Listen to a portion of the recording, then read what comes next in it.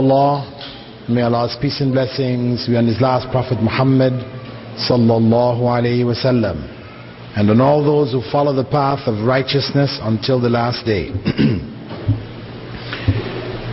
We're now going into the last of the topics of tafsir, and this topic addresses the Quran itself in terms of its unique characteristics, the essential miracle of the Quran, and its mode of presentation. The term Quran means reading. It is a verbal noun. It means the same as qira'ah. This is another verbal noun from the same verb qara'a, which means to read or to recite. And this is the name which Allah gave it because it was a recited text. It was to be read and recited.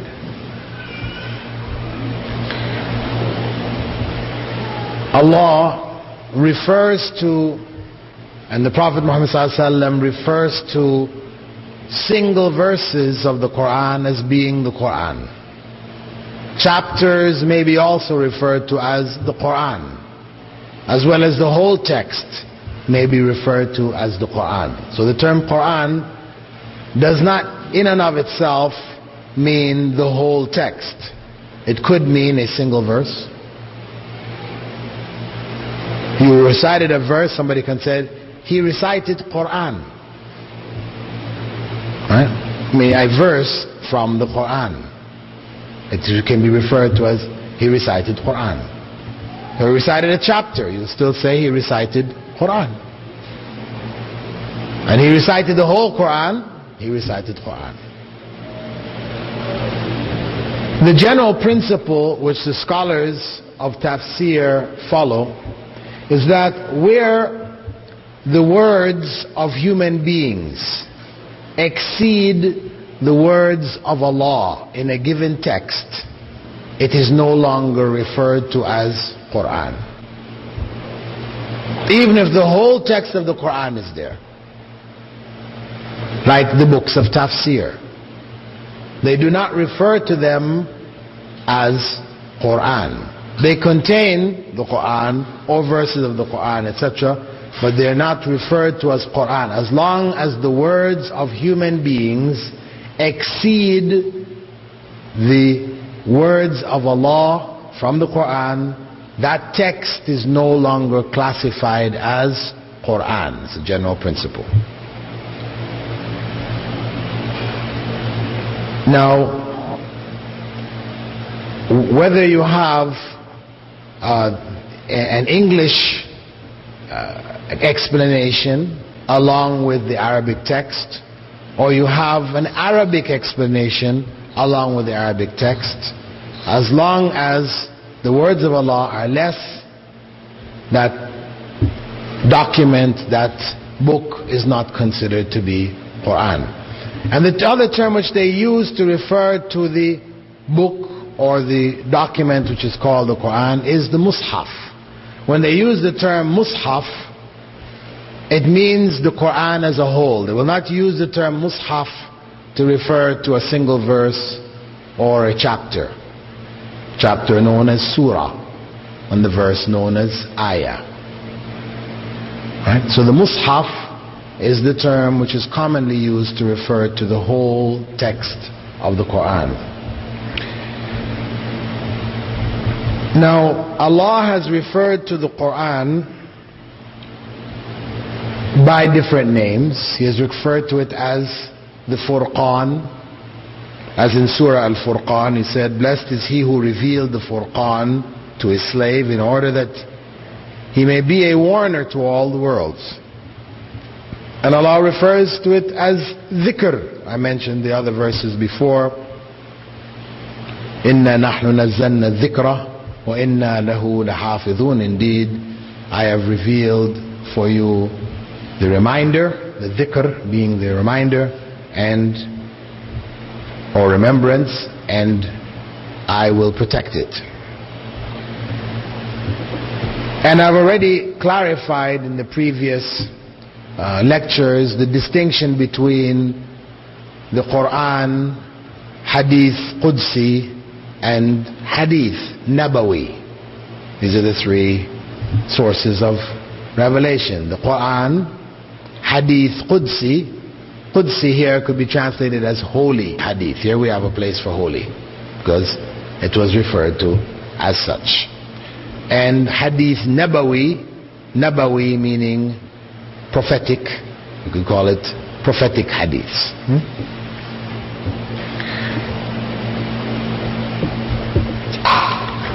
The Quran, the usual definition which is given of the Quran to distinguish it from the Hadith Qudsi and the Nabawi is that it is the words of Allah. Once you start with that, you've eliminated Hadith Nabawi. You're left with Hadith, the Quran and Hadith Qudsi, revealed in Arabic. Still, Qudsi and Nabawi, as Qudsi and Quran are addressed by that, in a rhythmical form that now eliminates the Qudsi, and you're now dealing with the Quran. To Prophet Muhammad ﷺ, whose recitation is used in acts of worship, that's the Quran alone. And even its smallest chapter is a miracle in and of itself. That is the Quran. So, it's the words of Allah in Arabic, rhythmic form, revealed to Muhammad ﷺ. Its recitation is used in acts of worship, and its smallest chapter is a miracle. 6 basic conditions mentioned in the definition of the Quran. Now, the Quran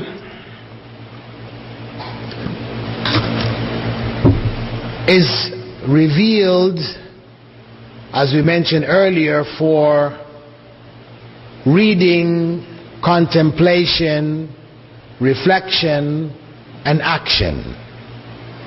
This is what it was revealed for, and we spoke about that in terms of the understanding of the companions of the Prophet Muhammad ﷺ and their practice, how they treated the Quran, how Allah warned concerning the Quran that those who don't reflect on its meanings, their hearts are locked up. أَفَلَا يَتَدَبَّرُونَ الْقُرْآنَ أَمْ عَلَى قُلُوبٍ أَقْفَالُهَا? Will they not reflect on the meanings of the Quran, or are their hearts sealed up? So the idea and the concept of reflection on the meaning of the Quran is fundamental. This is telling us that it is incumbent on every Muslim to learn Arabic. If we are to understand the words of Allah, then we should learn Arabic. We should be involved in the process of learning Arabic. And that's how it was in the early generations when Islam spread from Arabia and it went into Egypt, North Africa, into Spain, Syria, Lebanon, to Sudan. These areas, many of these areas were not Arabic speaking areas. Egyptians were not Arabs. They had their own Coptic language. Sudanese had their own language. North Africans had the Berber language. Syrians, they spoke Aramaic and a variety of other dialects of Hebrew and Greek, and they learned Arabic. Iraq had tribes that were Arab tribes, because really the lines that are now on the map between Arabia and Iraq, of course, didn't exist. There are no lines there. Right? This was a continuous area. So the tribes of the north existed all the way up into Iraq. So there were Arabs there already. But Egypt, Sudan, Morocco, Algeria, all these places, Mauritania, that we know to be Arab states, their native language was not Arabic. But when Arabic came there, when the Islam took over rule there, and the administration was an Arabic administration, Islamic Arabic administration, and the population in dealing with that administration would learn bits and pieces of Arabic to be able to communicate, and over time they absorbed these words into their language gradually until the Arabic in their language became more than the non-Arabic, and eventually it just became Arabic. So we look at them today and we refer to them as Arabs. Now, of course, there are some who were from Arabia who did settle and marry amongst the people. So there is a strain of Arab ethnic blood, you could say, there. Same thing with Ethiopia, Somalia, and Sudan. But the mass of people who are Arabic speaking, really, they were not of Arabic origin. And the earliest Arabs, of course, were from the south, from Yemen. This is really the origin of the Arabic peoples, from the area of Yemen. And as I said, when Islam spread, Arabic spread along with it.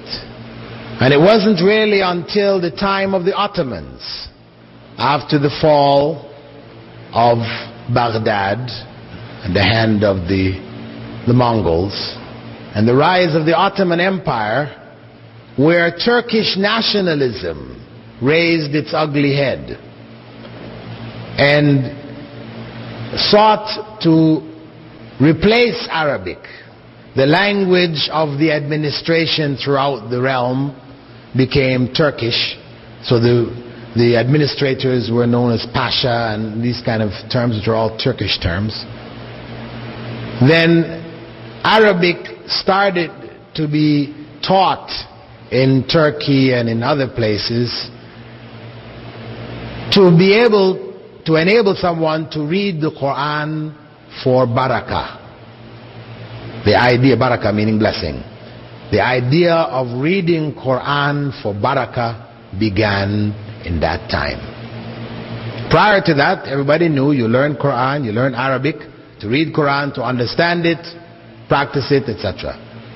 But from the time of the Ottoman Turks, with the strength of Turkish nationalism, the concept of reading Quran for the blessing became established and spread. So the hadith in which Prophet ﷺ said, which is found in a Tirmidhi, authentic, whoever reads a letter from Allah's book will get a good deed recorded for him or her. And each good deed is worth 10 times its value. And I'm not saying that Alif Lam Mim is a letter, but I'm saying that Alif is a letter, Lam is a letter, and Mim is a letter. This was taken literally. You read the Quranic text, you got blessing for it. This tradition has continued with the rise of European colonialism some hundreds of years later, 15th century, 16th century, when they started to dominate the Muslim world, and they stopped the process of transition of Muslim people's languages into Arabic and introduced the Latin script in its place. Then this idea also took root in the other countries. So places like Pakistan and India, the Arabic stopped at a certain stage and remained as what became known as Urdu, which is a mixture of Persian Sanskrit and Arabic, with Arabic playing a major and dominant role. Also Hausa language of West Africa is about 50 to 60% Arabic. The Swahili of East Africa in Kenya and Tanzania is about 60% Arabic. And these were all written in Arabic script. The Urdu continued to be written in Arabic script, but then Swahili and Hausa was transformed into Latin script by British colonizers. And as I said, the concept of reading the Quran for the barakah became firmly rooted. So the tradition in India and Pakistan, where children, as soon as they're able to read, they learn Quran, and as soon as they finish reading through the whole Quran, they have this little ceremony they call Khatm al-Quran. They make a little party for the kid, and they figure, okay, we've done our job. They read the Quran. Of course, this is a bid'ah tradition which they developed, but it's in keeping with that ritualistic tradition which had developed of being able to read the complete text. So though the Quran today can truly be said to be the most widely read book in the world, the most often read book in the world,